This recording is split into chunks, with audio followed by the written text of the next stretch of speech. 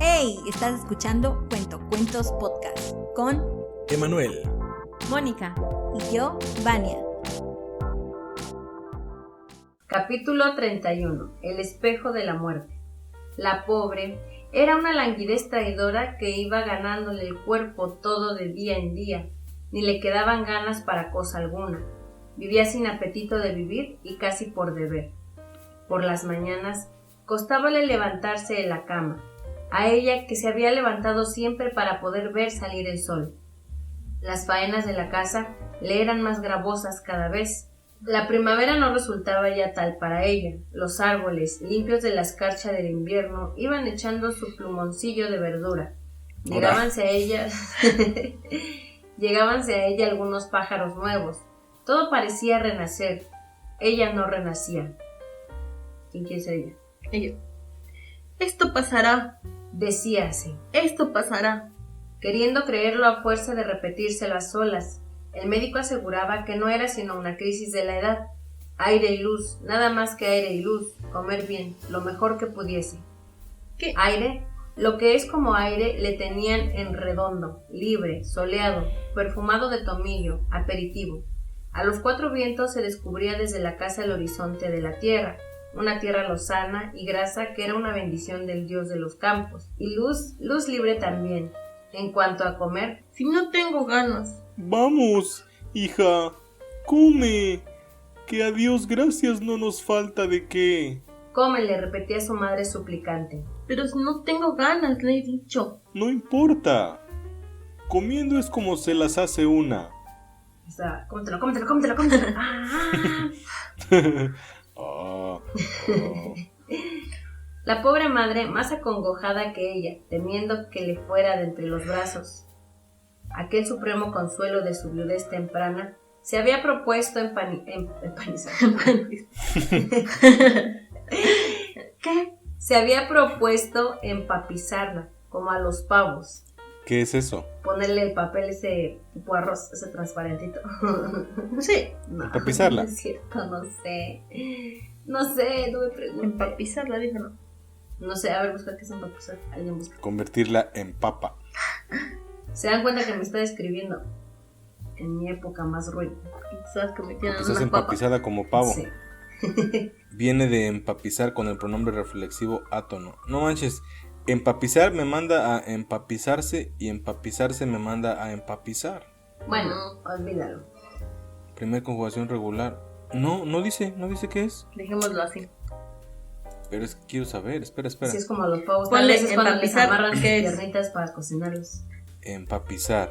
Atragantarse comiendo, bebiendo. Ahí está. Ah, ya. O entonces sí le estaban metiendo a la fuerza la comida. ¿Pero por dónde?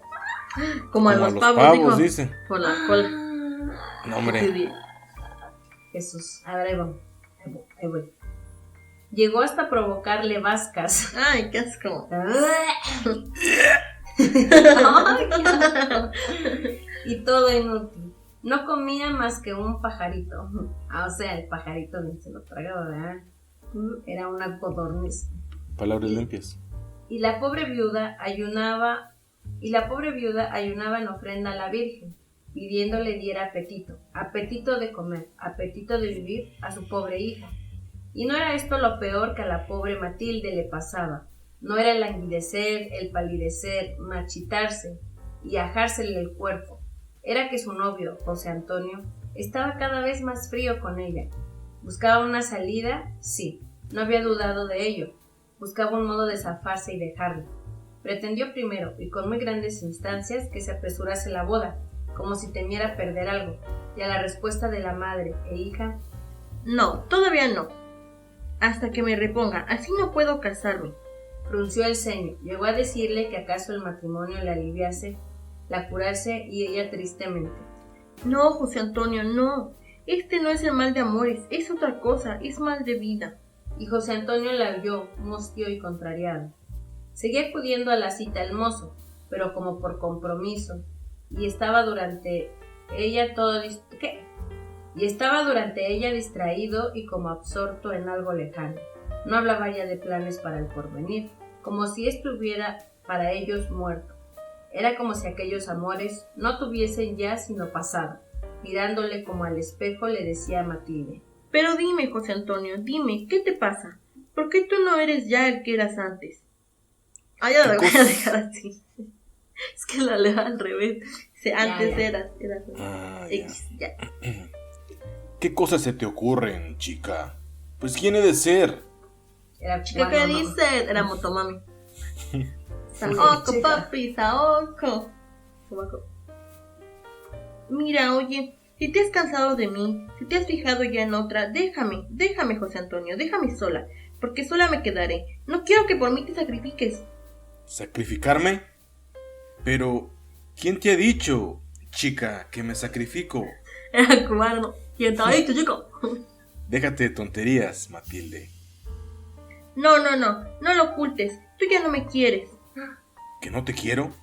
No, ya no me quieres como antes, como al principio. Es Está que al volviendo principio... loca Matilde. Siempre debe ser el principio, José Antonio. En el querer siempre debe ser el principio. Se debe estar siempre pensando a querer. Bueno, no llores. Matilde, no llores. Que si te pones peor. Que me pongo peor. Luego estoy mal. Mal, no. Pero son cavilaciones. Pues mira, oye, no quiero que vengas por compromiso. ¿Es que me echas? Echarte yo, José Antonio, yo. Me parece que tienes empeño en que me vaya. Rompía aún a llorar la pobre. Y luego, pero es que no me voy a escuchar yo. Vamos de más lejos. Ya me enredé. Y yo lo hacía fuerte y ya cállate.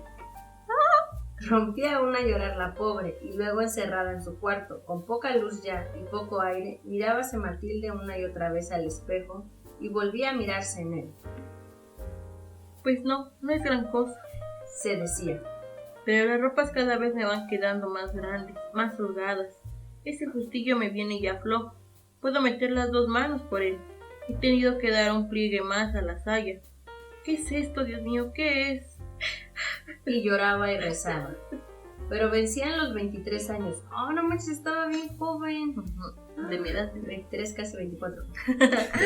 Vencía a su madre y Matilde soñaba de nuevo en la vida, en una vida verde y fresca, aireada y soleada.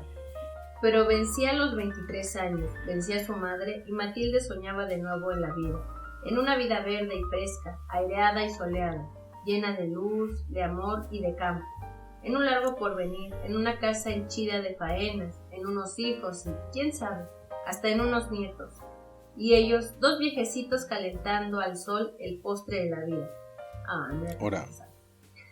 José Antonio empezó a faltar a las citas, y una vez, a los repetidos requerimientos de su novia, de que la dejara si es que ya no quería como al principio, si es que no seguía empezando a quererla, contestó con los ojos fijos en la ouija ley. No, sí dice en la ouija, en la guija del suelo. Se comunicaba por ella con ella. Estaba muerta. Fijos en la guija del suelo. Tanto te empeñas que al fin. Rompió ella una vez más a llorar, y él entonces, con brutalidad de varón: Si vas a darme todos los días estas funciones de lágrimas, sí que te dejo. José Antonio no entendía de amor, de lágrimas. Pobrecito. Supo un día Matilde que su novio cortejaba a otra, a una de las más íntimas amigas, y se lo dijo, y no volvió José Antonio. Y decía a su madre la pobre: Ya estoy muy mala, madre, yo me muero. No digas tonterías, hija. Yo estuve a tu edad mucho peor que tú. Me quedé en puros huesos. Y ya ves cómo vivo. Eso no es nada. Claro, te empeñas en no comer. Pero a solas en su cuarto y entre lágrimas silenciosas, pensaba la madre: Bruto, más que bruto. ¿Por qué no aguardo un poco? Un poco. Sí, no mucho. La está matando. Antes de tiempo. Chan. Era tristeza. Y se iban los días, todos iguales, unánimes, llevándose cada uno un jirón de la vida de Matilde. Todos los días veía un anime. Sí, estaba viendo Era otaku. crónicas de Tsubasa o Naruto Shippuden. Acercábase el día de Nuestra Señora de la Fresneda, en que iban todos los del pueblo a la venerada ermita, donde se rezaba. Allá por Villa. Pedía cada cual por sus propias necesidades y era una vuelta de romería, entre bailes, retozos, cantos y relinchidos.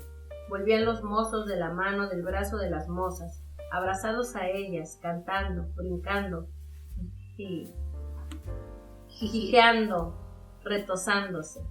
Era una de besos robados, de restregones. Iban haciendo los perros, no digo. Iban muy apretados. No, iban caminando como esos que van de a Chapulín. Ándale. Los dos usando la misma sudadera. Demonio no va a estar hablando. Los dos usando la misma sudadera. Oye, me dejan mi sudadera.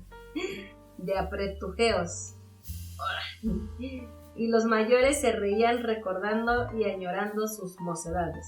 Mira, hija. Dijo a Matilde su madre. Tenía una hija, ¿no?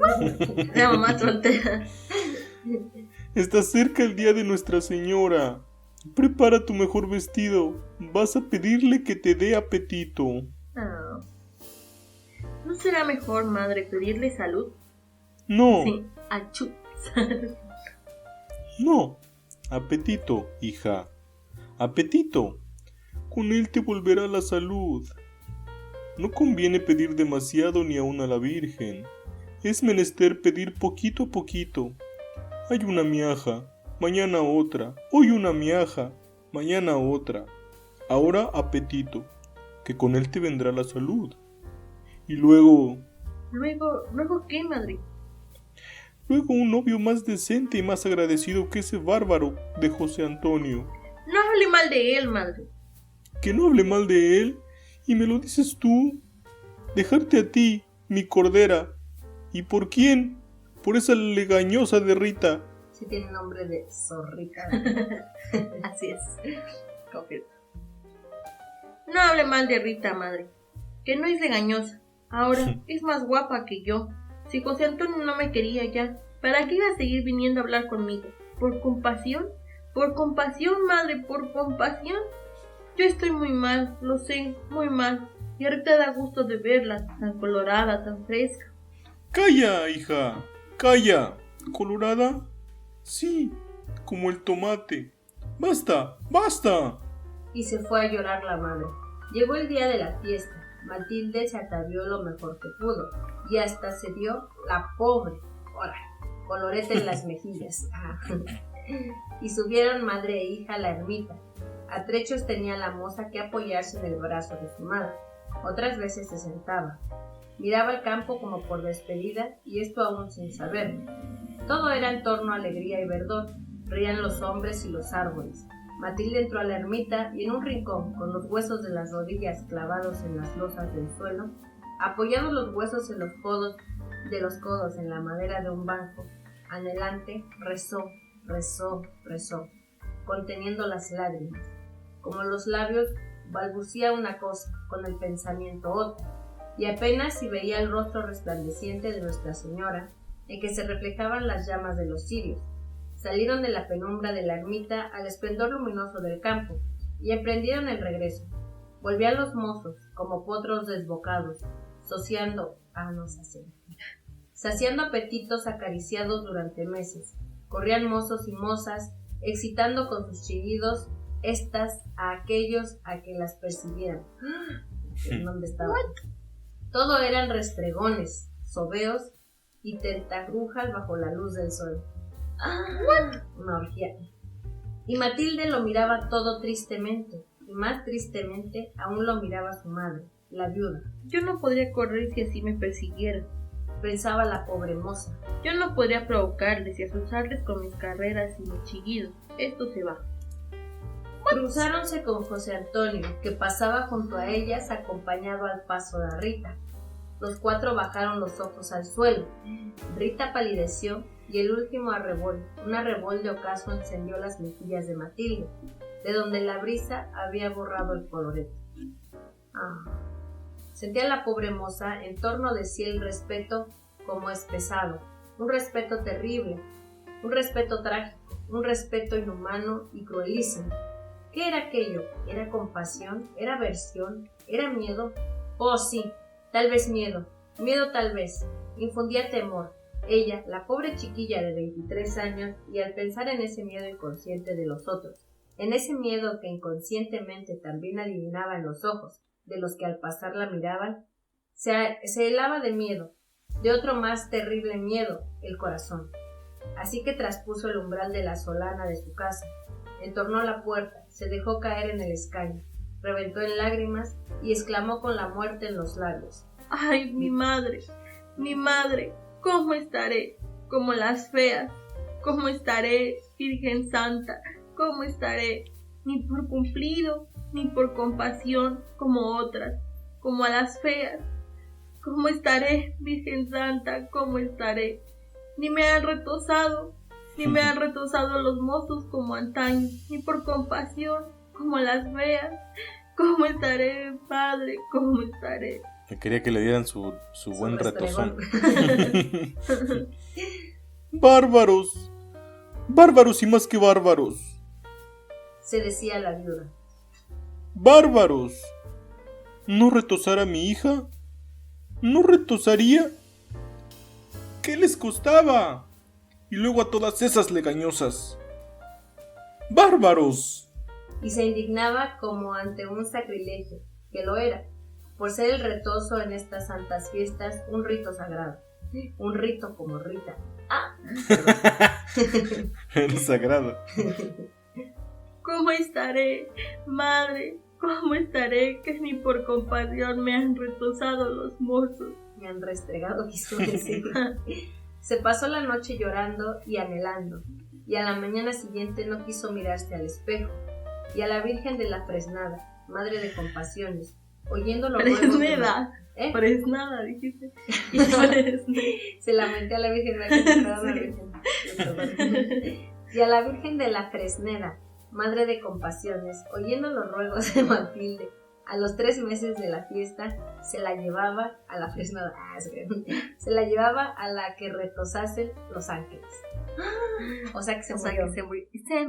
O fue a California. Puede ser. A que la retosaran allá, a que la restregaran.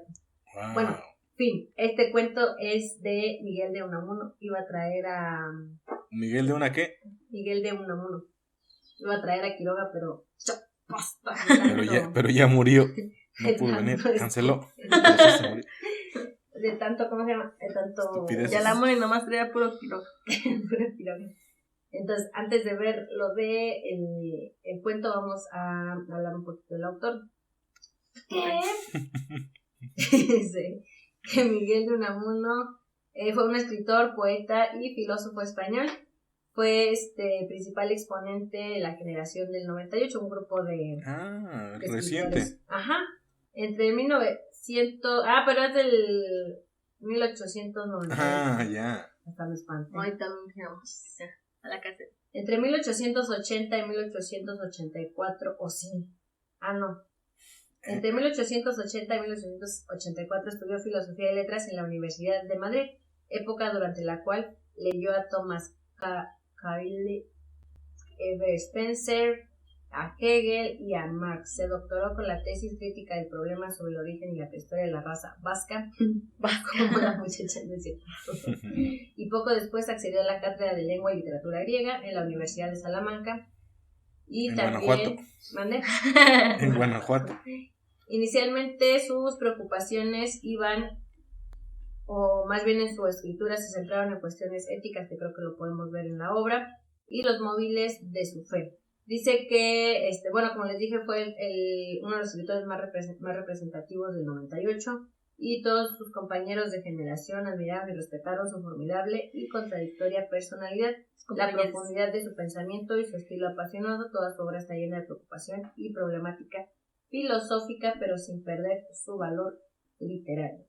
Entonces, respecto al espejo de la muerte, porque había una serie de cuentos que él iba publicando en el periódico, entonces pertenece a una de esas publicaciones, que dice que se habían publicado desde 1888 en varios periódicos.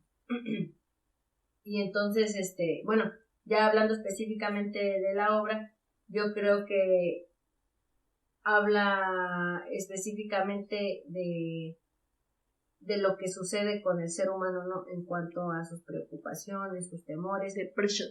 y en cuanto a la vida misma, cómo es, por ejemplo, en el caso de Matilde, esta Jers que está enferma, o no sabemos realmente Sumergida en si su está propia miseria. enferma o si tiene alguna depresión o qué sé yo, porque igual lo podemos ver en sus diálogos cuando habla con José Antonio, que tiene mi piecita, o que está muy fea porque se veía en el espejo.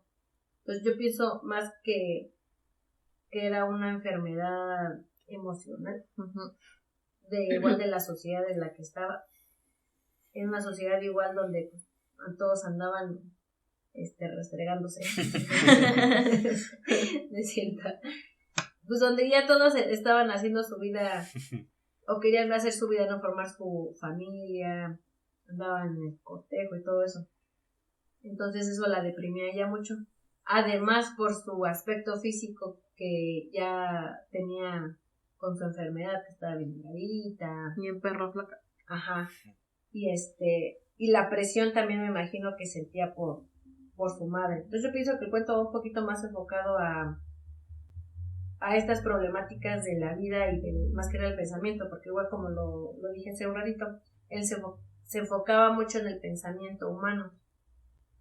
Entonces yo pienso que va desde esa perspectiva, desde ¿cómo se diría? Desde el interior del personaje, desde lo que piensa, desde lo que siente y cómo lo externa, tanto así que llegó a morirse Matilde, ¿no? Al final del cuento, tal vez por esta depresión. Es interesante, es como ponernos en el contexto de los últimos días de vida de esta mujer, últimos días, meses, y ver cómo la pasó. Y sí, al igual que tú, yo lo que alcanzo a ver, digo, yo no soy experto ni nada, pero más bien se me hace como alguien que está deprimida. Entonces pues eso, las dificultades que eso pues acarrea tanto con ella, tanto físicamente como con sus relaciones interpersonales.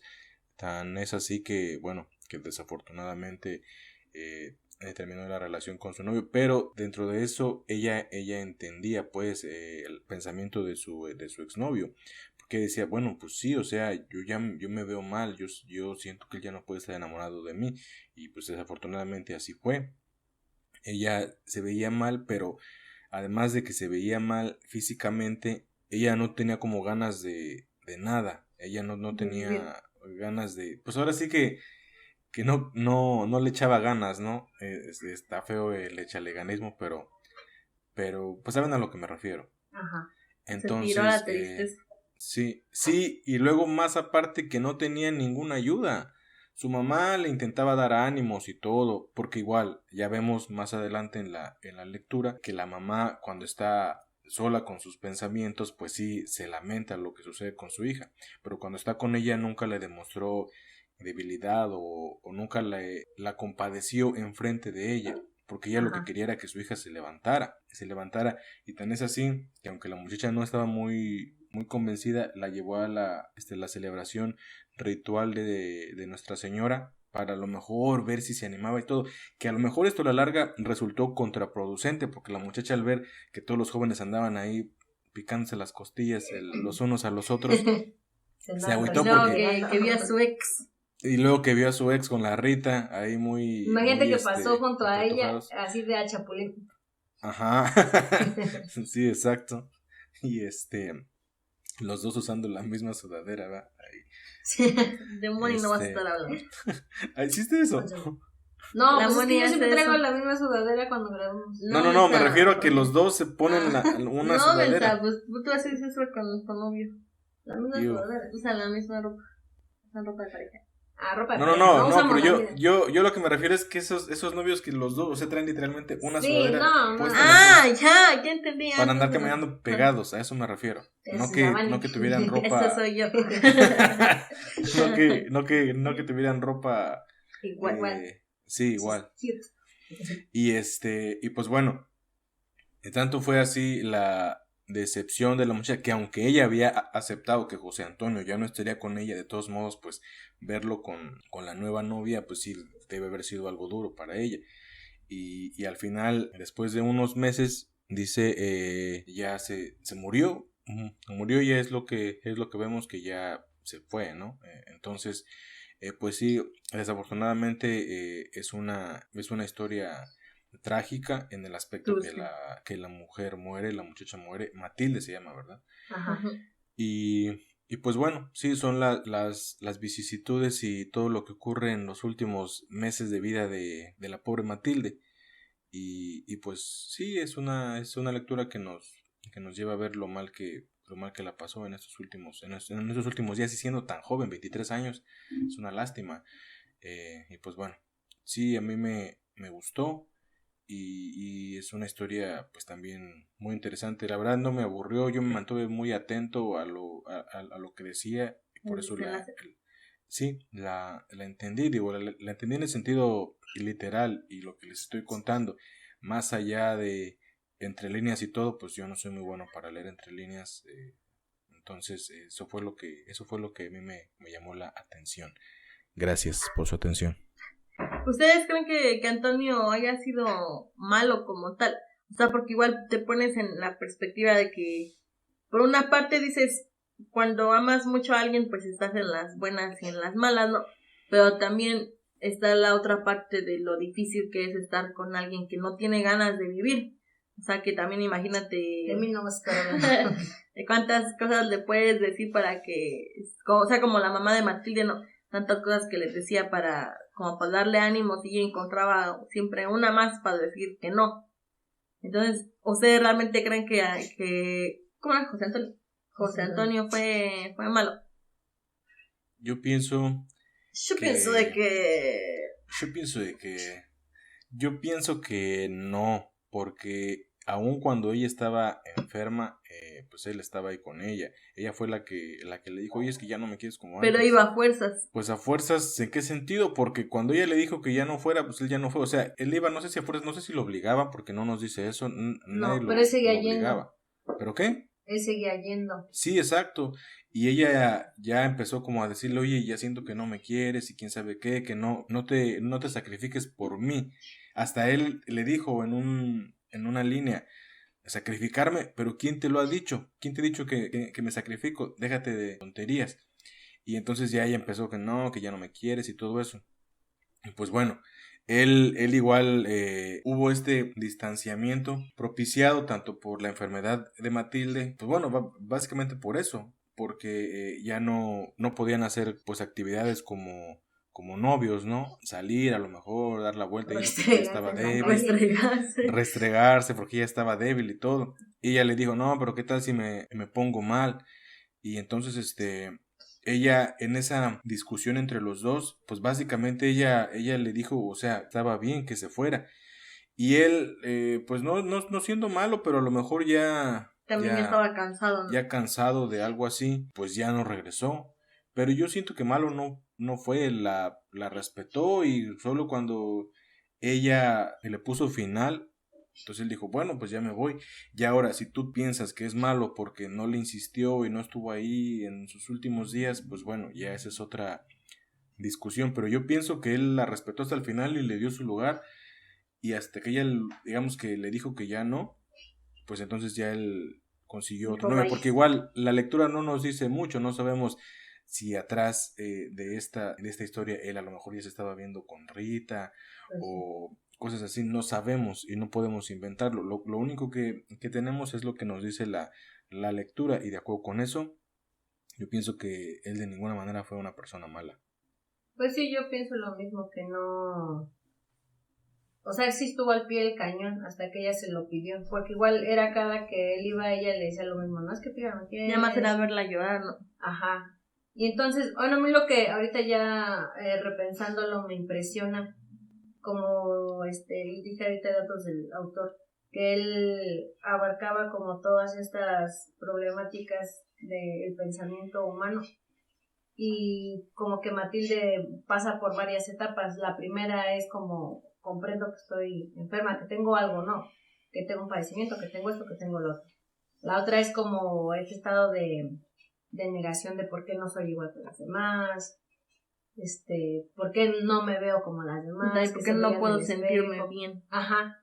Y luego queda ese, también lo que me atriste es ese como, ¿cómo sería? Este gramito de esperanza de decir, ¿por qué mejor no le pedimos a la Virgen salud? O sea, ¿por qué solo a Pedrito? ¿Por qué mejor no salud? Como que ahí se ve un dejo de esperanza de ella, ¿no? De querer salir adelante, pero es más fuerte como la depresión y ya todo lo que traía en su cabecita, que al final ya cuando sales que dices que es contraproducente a lo mejor el salir, y sí lo es, porque ya de ahí ya empieza a ver todo, pues realmente se empieza a comparar ya físicamente con las demás. Dice, no, pues la verdad yo no valgo la pena, entonces ya va. Y de ahí ya viene su decadencia y el alivio que le mandó a la Virgen fue llevarla. Ajá, entonces recogerla. También, sí, yo veo como la evolución de su pensamiento, de su sentir, desde cómo va sintiéndose desde abajo, en su punto más crítico, donde dice, ya la chetó. Ajá, donde empieza a cuestionarse ella misma, hasta donde tiene esperanza, y de la esperanza ya viene la muerte o el fin para ella. Bueno, espera, también que pese a ser un cuento como de una problemática muy, muy humana, o sí, que no tuviera nada que ver con princesas o criaturas, como dices, sí nos mantuvo a la expectativa de saber qué iba a pasar. Creo que los diálogos ayudaron mucho, también el énfasis que le damos a los diálogos, ¿verdad? Uy, me la regaron. Pero sí creo que sí es una lectura muy amena y que realmente te hace reflexionar al final sobre la vida, no sobre la vida misma, sobre todas estas situaciones que son comunes para nosotros, como las relaciones humanas, y también sobre el mismo sentir, sobre tu percepción personal y la percepción del mundo que te rodea. Además, como una historia más apegada a una situación que sí puede pasar en la vida real, ¿no? ¿Qué pasa? ¿Qué ha pasado muchas más veces? Que princesas y príncipes que rescatan y cosas así. Pues es algo que se vive día a día, no sé cuántas personas sufren de depresión y cuántas personas, cuántas personas no sufren de esto y cuántas no tienen la oportunidad de ser atendidas, ¿no? O sea, imagínate que vida tanto para quien lo está padeciendo como los familiares, que también aquí vemos, por ejemplo, a la mamá, que no solamente lo padece Matilde, también la mamá, como decía Emma, se mantiene fuerte, pero cuando está sola, pues también se quiebra. Se quiebra. Así es. Entonces imagínate la familia de las personas que sufren depresión, es igual como un doble esfuerzo, ¿no? Mientras estás con ellos, tratar de estar bien, que te vean bien, es su fortaleza, pero después es estar en el mismo sentimiento de chale, pero ya a solas, pues. Pues muchas gracias por escucharnos en un episodio más. Recuerden que nos pueden seguir en todas nuestras redes sociales como @cuentospodcast. Nos pueden mandar sugerencias o algunos de su invención a nuestro correo cuentocuentospodcast@gmail.com, siempre y cuando estén libres de derechos de autor, please. Me pueden encontrar en todas las redes sociales como @witchbango. A mí como Mónica. Yo soy un Cylon. Gracias, nos vemos en un episodio más. Bye. Bye. Bye. Bye.